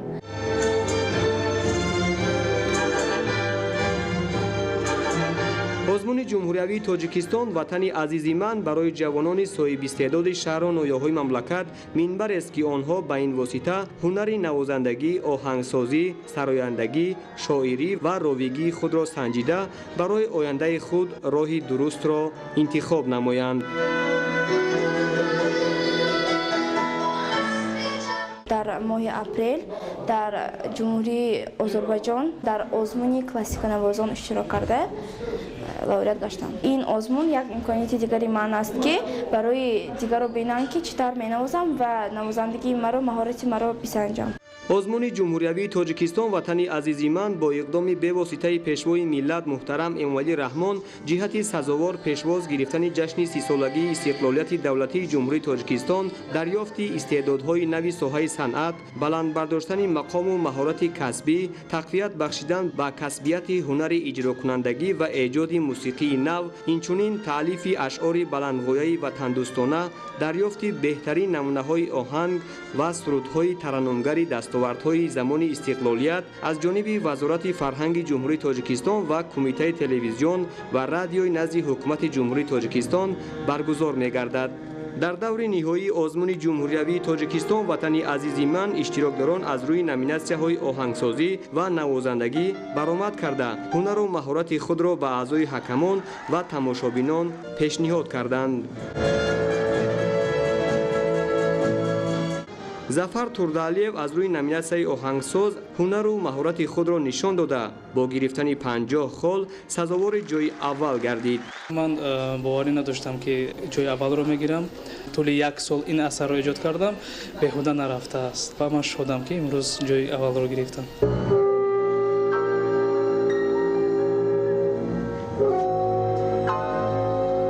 маврид ба таъкид аст ки ҳар як номинатсия дорои талаботи махсуси касбӣ буда дар вақти иҷро таълифи асари мусиқӣ, шеър, суруд ва оҳанг ба инобат гирифта мешавад. зоиршои тағоимрод Маъруфи Абдулло, Душанбе, Ахбор. برنامه اخبار ادامه می‌دهیم. در ناحیه دنغره ولایت خطلون برای انجام دادن شدگار و کشت تیرماهی در اساس رعایت قاعده‌های اگرتکنیکی و تجربه پیشقدم مشورت ولایت دایر گردید. متخصصان ساحه با دهقانان اساساً اوید به عامل‌های بلند برداشتن حاصلناکی زمین، ماهیت و افضلیت کشت تیرماهی، اینچنین استفاده بر ثمراناک تکنیک و ماشین آلات معاصر کشاورزی مصلحت‌های مفید دادن. گزارش خبرنگاران ما. با مقصد سریع و خوش‌صفت انجام دادن شدگار و کشت تیرماهی در خوجگی حصار دهات غلبه ناحیه دنغره با اشتراک نمایندگان حکومت جمهوری تاجیکستان، وزارت کشاورزی، انستیتوت زراعتکاری، اکادمی علم‌های کشاورزی، اکادمی علم‌های کشاورزی تاجیکستان، کارمندان انستیتوت خاکشناسی، مرکز علمی مکانیکنونی کشاورزی و تکنولوژی‌های اینواسیونی، مرکز علمی حفظ رستنی‌های اکادمی علم‌های کشاورزی، عالمان ساحه و مسئولین مقامات محلی ولایت ناحیه مشورت دایر گردید. حاضرین به دهقانان اساساً عامل‌های بلند برداشتن حاصلناکی زمین‌ها، ماهیت و افضلیت کشت تیرماهی، اینچنین استفاده بری ثمراناکی تکنیک و ماشین‌آلات معاصر کشاورزی را فهمانیدند. رهبریت کارخانه واحد دولتی جمهوری تاجیک اگرولیزینگ در این همایش اشتراک نموده اوید به استفاده ثمراناک تکنیک و ماشین‌آلات معاصر گوناگون ساحه ابراز اندیشه نموده تاکید داشتند که طی سال‌های اخیر با دستگیری حکومت مملکت تکنیک و تجهیزات زمانوی وارد جمهوری گردانیده شده است و امروز خوجگیداران و دهقانان شهر و ناحیه‌ها از آن ثمراناک استفاده می‌نمایند. عالمان ساحه اوید برای ریلیف زمین‌های موضع اولمتوی و عامل‌های بلند برداشتن حاصلناکی زمین‌ها به دهقانان توصیه‌ها دادند. قید گردید که دادن آذوقه ضروری به زمین و کشت تخمی‌های سرحاصل عامل اساسی سرحاصلی زراعت‌های غله‌دانگی خواهد گردید. این تدبیر امکانی سهم شایسته گذاشتن در تامین امنیت آذوقه‌واری مملکت ارزیابی می‌شود. ما توصیه می‌دهیم که برای آنها که همین گندم تیرماهی در شرایط للمی به گرمی و به خشکی تاب‌آور باشد تقریبا در یک هکتار 250 تا 300 کیلوگرم سوپر فسفات استفاده بردن در کار که فسفر قدرت زراعت ها را نسبت گرمی بلند و نسبت خشکسالی بهتر میکنه. موردی ذکر است که همساله در این شب و روز با مقصد هرچه زودتر انجام دادن شدگار و کشت تیرماهی از طرف کارخانه واحد دولتی جمهوری تاجیک اگرولیزینگ در این موضع ستاد دائمی تأسیس داده شده. بیش از 40 عدد تراکتورهای پراقتدار شدگار کننده چرخدار و تسمه چرخ از مرکزهای خدمترسانی تکنیکی ناحیه‌های خوالینگ، بلجوان، دنغره، فرخار، میر سعید علی حمدانی، واسه، مومین‌آباد، شمس‌الدین شاهین و شهر کلاب سفربر کرده می‌شوند. همچنین تخم پوشک‌های بسیار سوحه معاصر نوی آمازون و SZ306 استفاده دولت‌های آلمان و فدراسیون روسیه که تمام نوع تخمی‌های غله‌دانگی را به طور دقیق پیش می‌نمایند استفاده می‌گردد. این تخم پوشک‌ها ما نه تنها گندم یعنی دیگه زراعت‌های خوجگی قشلاق یعنی جا، یونچقه دیگر زراعت‌های استفاده بردن می‌شود. شدگار و کشت تیرماهی طبق قاعده‌های اگروتکنیکی براه مانده شده. پس از شدگار زمین‌ها ماله و تخت و هموار کرده می‌شوند. همچنین در یک زمان توسط تخم پوشک‌های معاصر کشت براه مانده می‌شود. این تدبیر امکان می‌دهد که نمناکی زمین حفظ کرده شده تخمی در مدت کوتاه از زیر خاک رویده در موسم زمستان ریشه‌اش را مستحکم نماید و زمینه خوبی را برای حاصل بلند ایجاد کند. در مشورت بیش از 30 نمود تخمی زراعت‌های غله‌دانگی که حاصلناکیشان خیلی بلند است، اینچنین نوری‌های مینرالی برای بلند برداشتن حاصلناکی زمین‌ها به نمایش گذاشته شد. مسئولین کارخانه واحد دولتی نزد اگنتی تأمینات اموال مخصوص اظهار نمودند که آب و هوای مساعد امساله به خوجگیداران امکان داد که شدگار و کشت را نسبت به سال گذشته بروقت‌تر آغاز نمایند. تدبیر مذکور زمینه خوبی را فراهم خواهد آورد که حاصلناکی بلند گردد. کشت تیرماهی سر کردیم. البته پیش می‌گیریم که در روزهای نزدیک ما همین زمینه با پررگی کشت کار انجام میدیم. نسبت به سال گذشته ما این سال بروقت‌تر سر کردیم کارمون. بعد هوا نرم آمده است ان شاء الله. ما کوشش می‌کنیم نسبت به سال گذشته هر یک امروزها در سراسر مملکت با استفاده از آب و هوای مساعد شدگار و کشت تیرماهی ادامه دارد. کشاورزان مملکت را ضرور است که با انتخاب درست تخمی و شدگار و کشت زراعت اهمیتی اولین درجه دهند. عبدالحمید نظیر، عبیدالله سیولی، ناحیه دنغره، اخبار. дар ноҳияи рӯдакӣ силсилаи чорабиниҳои варзишӣ аз қабили гӯштин, бокс ва шоҳмот байни ҷавондухтарон доир гардид. чорабинии мазкур бо мақсади тарғиби тарзи ҳаёти солим ва ҷалби бештари ҷавонон ба варзиш роҳандозӣ шудааст. гузориш аз ноҳияи рӯдакӣ. дар ноҳияи рӯдакӣ чорабиниҳои варзишӣ баргузор гардиданд. мусобиқаҳои варзишӣ дар асоси нақша чорабиниҳои бахши кор бо ҷавонон ва варзиши ноҳия дар ҳудуди ҷамоатҳои шаҳраку деҳот аз рӯи намудҳои гуногуни варзиш аз ҷумла бокс, куштини дзюдо, шоҳмот ва волейбол байни духтарон баргузор гардид. дар мусобиқаҳои мазкур зиёда аз 320 нафар варзишгарон иштирок намуда маҳорати волои худро ба намоиш гузошта пайи дарёфти мақомҳои ифтихорӣ талош намуданд. рӯй овардани ҷавонон наврасон ба варзиш аз солимии миллати тоҷик шаҳодат дода барои тарғибу ташвиқи тарзи ҳаёти солим заминаи мусоид гузоштааст. имрӯз соҳаи варзиш дар меҳвари сиёсати созандаи ҳукумати кишвар қарор гирифта нисбат ба варзишгарон дастгирию ғамхориҳо пайваста зоҳир карда мешаванд. дар ҳудуди ноҳия то имрӯз зиёда аз 514 иншооти варзишӣ фаъолият дошта, танҳо бахшида ба 30-мин солгарди истиқлолияти давлатии ҷумҳурии Тоҷикистон 15 иншооти варзишӣ аз ҷумла як маҷмӯаи варзишӣ сохта ба истифода дода шудааст ки ҷавонон метавонанд дар вақти холигӣ аз ин иншоот истифода баранд. дар ноҳия 2 мактаби варзишӣ фаъолият дошта, дар он зиёда аз 1050 нафар варзишгарон тамрин мегиранд. тамоми сол варзишгарони ноҳия дар мусобиқаҳои байналмилалӣ иштирок намуда соҳиби 5 медали тилло, 4 нуқра ва 5 беринҷӣ гардиданд. дар умум бахшида ба ҷашни мазкур дар ноҳия зиёда аз 7 мусобиқаи гуногуни варзишӣ барои рушди тарбияи ҷисмонӣ, тарзи ҳаёти солими ҷавонон ва пешгирӣ аз падидаҳои номатлуб баргузор карда шудааст. боиси хушнудист ки дар шароити имрӯзаи рушди варзиш машғулияти асосии мардум бахусус наврасон ҷавонон гардида, дар ин замина варзишгарони тоҷик борҳо дар мусобиқаҳои сатҳи байналмилалӣ парчами миллии кишварро баланд бардоштаанд.